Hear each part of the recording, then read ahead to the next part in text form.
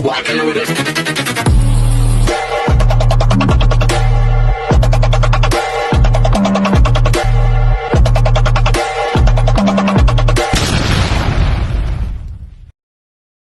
Hi everyone! Good evening! I'm back! It's your Mama Sam dito sa Sam Sam TV. Kamusta naman kayo mga amigo, amiga, kumare at kumpare? Sana lahat kayo ay okay lang ngayong gabi. Syempre ko ako naman ang tatanungin ninyo, fresh overload ang beauty ng Mama Sam ninyo. So syempre marami tayong chika ngayon regarding dito sa mga nangyayari. Pero syempre, bago tayo chumika ng bonggang-bongga, kamustahin ko muna kayo. Sana lahat kayo ay nakapaghapunan na ang dinner ninyo ngayon. So kami ang dinner namin syempre yung in-steam na isda na lapu-lapu tapos meron siyang gulay. So gusto ko yon kasi syempre I love fish, di ba? And I love vegetable, di ba? Nakakaloka.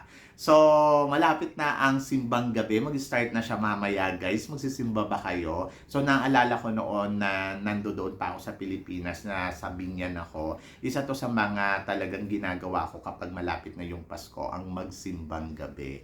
Tapos, naalala ko noon, nangangarolin din ako. Kasi wala naman kaming pera. Tapos, tawag dito, magsisimbang gabi ako. Tapos, bibili ako ng puto bumbong. Actually, ang nakakain ko puto bumbong, 2 balot.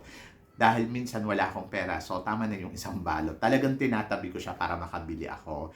Dahil napakasarap talaga ng puto bumbong doon sa Binyan.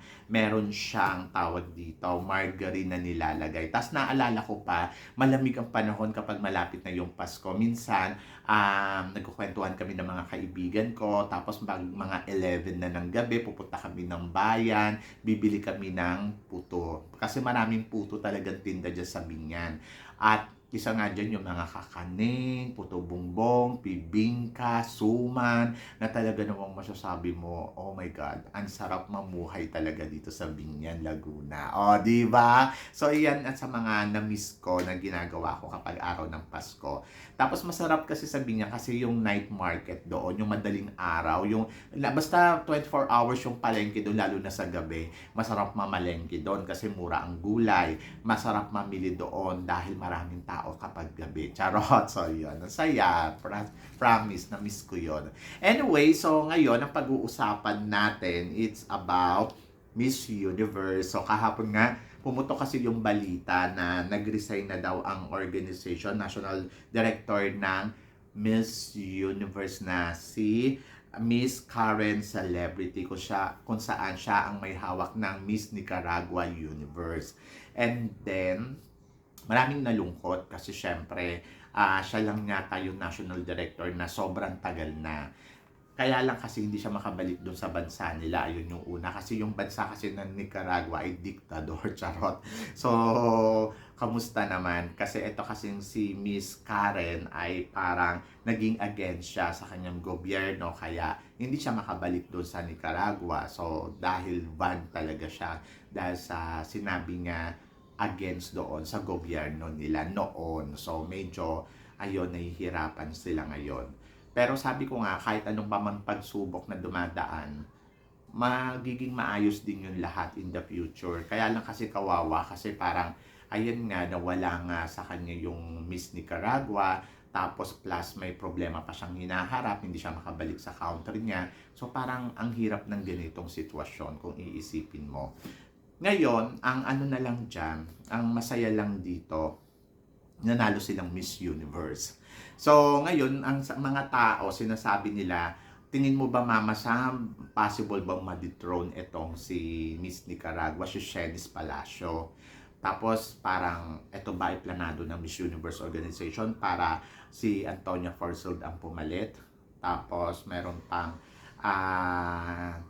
ayun nga, parang sinasabi na, walang kita ang Miss Universe kay Shenice dahil sa mga nangyayari. So, sasagutin natin yan. To be honest, dun muna tayo. Kung may kinalaman ba dito si Kun An sa nangyayari na ito ang ipinanalo nila dahil ito yung nakita nilang magaling noong Miss Universe. Pero planado to sa mga sitwasyon, lalo na ngayon sa mga pinagdadaanan ngayon ni Miss Nicaragua, yung National Director. Makaka-apekto ba to kay Shenice? To be honest, magkaiba sila ng sitwasyon. Una, si Miss Nicaragua, wala naman siyang ginagawa against doon sa gobyerno. Pangalawa, nagbigay siya ng pride. So, possible na anytime kapag naayos na to, ay makakabalik na sa bansa niya itong si Shanice. So, wala din siyang ginagawa na labag dito sa Miss USA, sa Miss Universe, kaya hindi naman siya madidethrone. Walang ganon. Kumbaga, parang decision to ng organization ng judges, yung judges ng Miss Universe. Kung decision ba to ni Kun An, kaya ito ang ipinanalo para, I think hindi. Walang kinalaman dyan si Kun An. Kasi, kung tatanungin mo ko, kung ito ay planado ni Kun An at ito yung gusto niya at para yung Thailand ay maging Miss Universe, parang unfair naman kay Kun An. So, si Kun An ay isa din sa mga naging audience lang nung Miss Universe. Kahit siya yung may-ari, wala siyang say na, nako, ito ang mananalo, nako, ito yung dapat ipanalo. At gusto ko Thailand yung manalo. As in, wala siyang ganon. I think hindi ganon. Walang ganon. Kasi parang sa mga naglalabasang issue, kawawa naman si Kun An. Lagi na lang sinisisi ng mga tao na kesyo yung pamamalakad ni Kun An ay hindi maganda. Si Kun An, lagi natin tandaan na nagsisimula pa lang din naman niyang hawakan yung Miss Universe. So, meron tayong mga bagay na hindi natin nagugustuhan katulad ng no age limit. So, yun, siya yung nagpamalakad nun. Pero yung pagpasok ng mga transgender dito sa Miss Universe, I think hindi siya ang dapat sisihin doon. Sisihin doon si Donald Trump. Tapos, yung doon naman sa, yung married woman, saka yung mga divorce, ayun ay plano ng IMG. So, pinatupad lang. Kumbaga, parang bago pumasok si Kun An, nagkasabay-sabay na allowed na itong mga eksenang to. And then, itong no age limit, parang feeling ko, dito lang dapat tayo mag-question na parang no age limit. Bakit hindi 30 years old or hanggang 35 years old, mga ganon, para may control, di ba? So, doon sa part na yon, hayaan na muna natin si Kun An na tingnan muna natin yung kanyang pamamalakad na bilang bagong may-ari ng Miss Universe. Doon sa sa sinasabi na ko si Kun An kasi mali ang pagpili dito kay Shanice. I think hindi, yung judges. Kasi yung si Kun An, hindi na naman niya alam na ganito ang sitwasyon ni Shanice. Ngayon, siyempre kung siya ang masusunod, mas gusto niya siyempre yung may kita siya dito sa girl, mas parang siguro ang gusto niya, baka si Michelle D ang gustuhin niya, o kaya baka si Antonia ang ipanalo, yung mga ganon, kung siya yung masusunod. Kasi andirito yung market at piling niya, nako, kaya natin kumita dito sa Miss Universe ng bonggang-bongga kung ito yung mga kandidata na ipapanalo natin. Kaso wala nga siyang magawa. So, ang judges mismo ang pumili doon kung sino ang ipapanalo nila. So, ang napili nila ay si Shanice. At si Shanice naman, nakita naman natin, nag-perform naman ng bonggang-bongga at nakita naman natin yung performance level niya ay talaga namang panalo. Kaya siya pinanalo ng mga judges. So, bukod doon kasi sa may beauty, may performance level, at nakasagot naman doon sa Q&A. Plus, syempre nandoon na rin yung binibintang natin sa mga judges na, kasi meron silang favoritism, parang ganon. Isa na rin yun, i-consider mo din yun. But ang lahat-lahat na nangyayari ngayon dito sa Miss Universe or yung nangyari sa Miss Universe na bakit hindi tayo umabot sa top 5, bakit si Shanice ang nanalo, na hindi ba nila alam na may problemang hinaharap ang Nicaragua.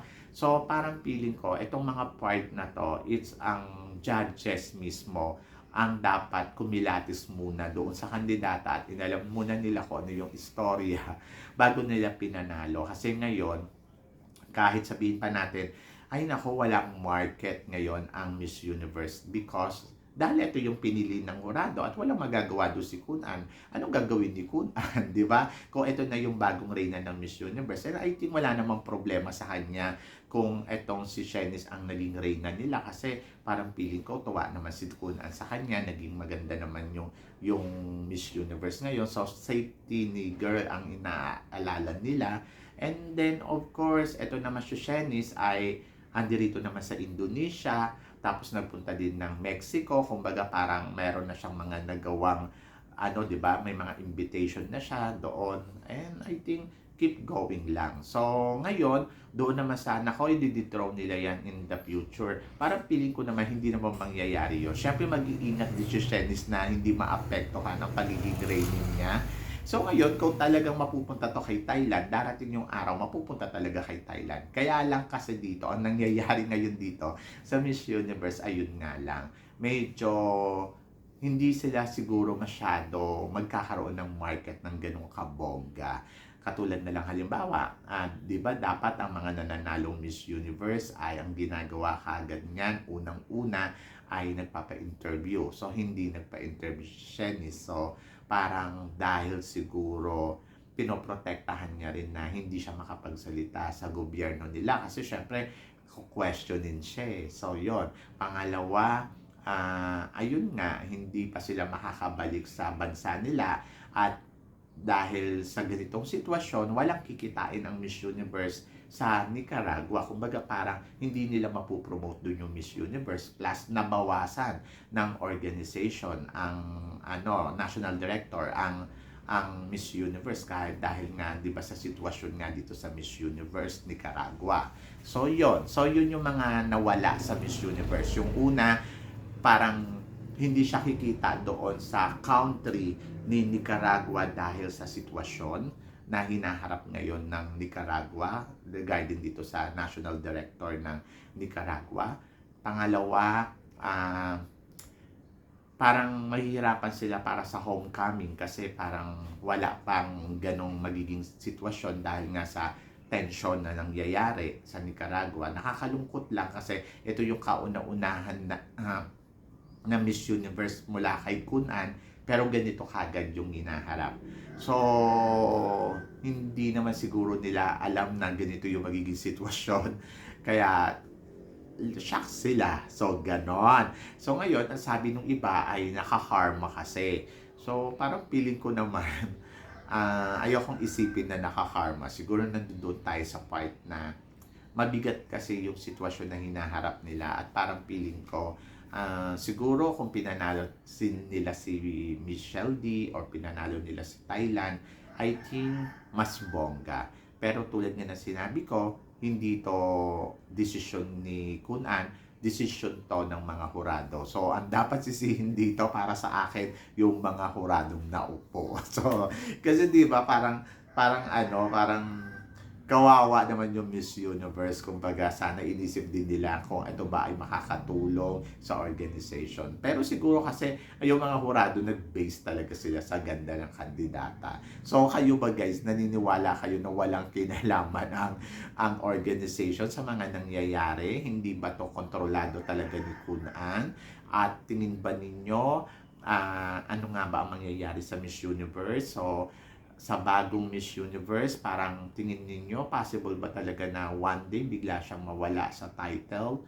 So ako, para sa akin, Diyos ko, ang hirap ng hinaharap din ni Shanice, no? Parang, yes, nanalo ka Miss Universe, pero parang hindi ganun kaplesan yung dating, di ba? So kasi nga sa sitwasyon na nangyayari doon sa National Director at saka dito sa Nicaragua. So kaya nag-resign na lang din talaga etong National Director ng Nicaragua because para mabawasan yung problema at tension. So, yon. Kayo guys, ano guys ang masasabi ninyo dito sa mga pinag-uusapan natin ngayon? So, please comment below para at least malaman ko naman kung ano naman ang chika mo sa mga tinatalakay natin ngayon. So, yun guys. Guys, maraming salamat syempre sa inyong lahat sa walang sawang suporta na binibigay ninyo syempre dito sa channel ko. At sa mga hindi pa po nakaka-subscribe dyan, please don't forget to click like and subscribe my channel at i-click nyo na rin po ang notification bell para lagi kayong updated syempre sa aking mga chika. Sabi ng ganon, lagi lang tayong masaya para lagi tayong maganda. So yon guys, hanggang dito na lang, hanggang sa muli nating chikahan. See you tomorrow. Thank you guys.